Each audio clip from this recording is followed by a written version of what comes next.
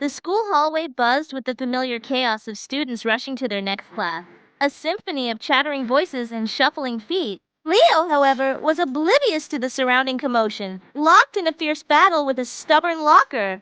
He jiggled the lock, pulled on the handle with all his might, and even tried whispering what he hoped were persuasive words to the unyielding metal door.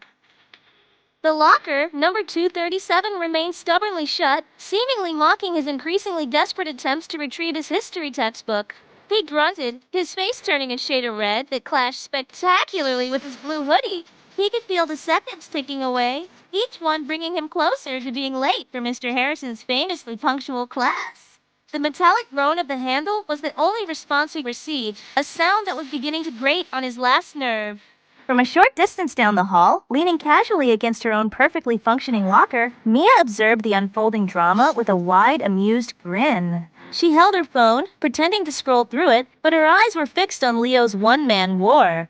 "Having a little trouble there, Leo," she called out, her voice dripping with playful sarcasm. "Maybe you should try asking it nicely. I hear Locker 237 is sensitive." Leo shot her a glare over his shoulder, which only made her laugh.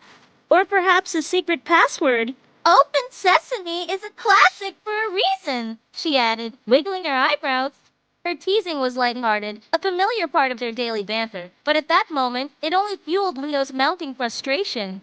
He ignored her and turned his attention back to his metallic nemesis, determined to conquer it without giving her the satisfaction of seeing him fail. With a final exasperated sigh that seemed to carry all the weight of his academic anxieties, Leo decided to resort to drastic measures. He took a few steps back, took a deep breath, and channeled all his frustration into a single, powerful kick aimed squarely at the locker door. The impact echoed through the hallway, a loud thud that momentarily silenced the nearby chatter.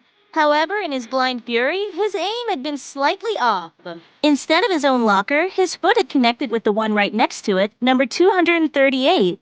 The door, which must have been improperly latched, flew open with a startling bang. What followed was an eruption of shimmering, iridescent color. A tidal wave of pink, gold, and silver glitter burst forth from the locker's interior, creating a sparkling cloud that engulfed him completely.